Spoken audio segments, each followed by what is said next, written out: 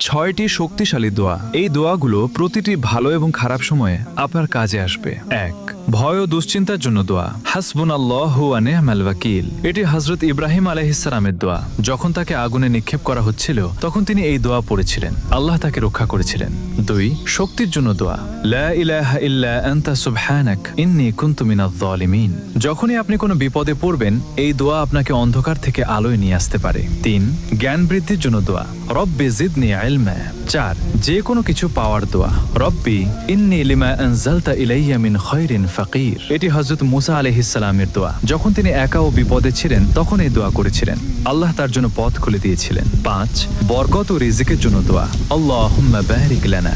৬. মনের কষ্ট দূরের দোয়া। আল্লাহুম্মা ইন্নী আউযু বিকা মিনাল হাম্মি ওয়াল হাযান। এটি হযরত মুহাম্মদ সাল্লাল্লাহু আলাইহি ওয়াসাল্লামের দোয়া। তিনি কঠিন সময়ে এই দোয়া পড়তেন, এটি মনে প্রশান্তি এনে দেয়। সবাই কমেন্টে আলহামদুলিল্লাহ